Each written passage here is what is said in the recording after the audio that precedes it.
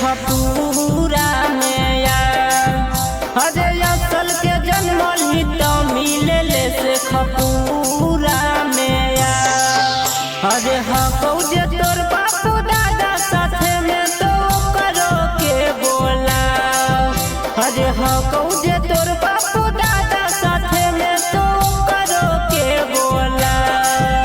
अरे असल के जन्मल ही तोरे बेटा तो नवादा में अरे असल के जन्मल ही तोरे बेटा तो नवादा में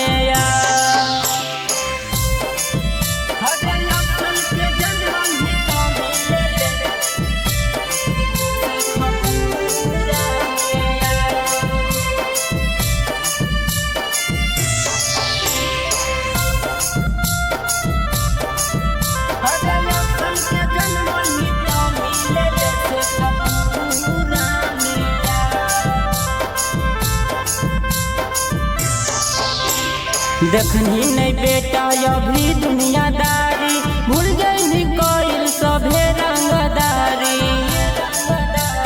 हे रे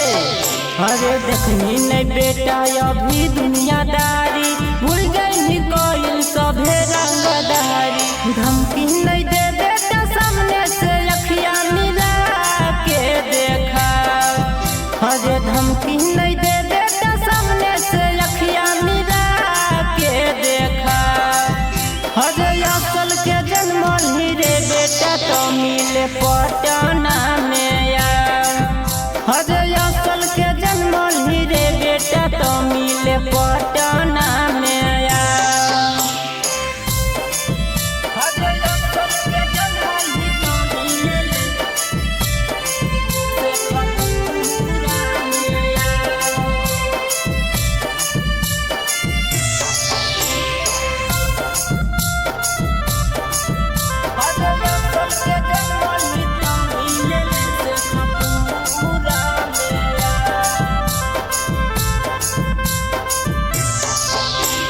देबौ जवाब तोर एक एक बात के चल गई तो पाता हमर औकात के अरे देबौ जवाब तोर एक एक बात के चल गई तो पाता हमर औकात के गुडू दीवाना दे हकौ चैलेंज पूरा कर के देखा हर नीति से छोटू दे हकौ चैलेंज पूरा कर के देखा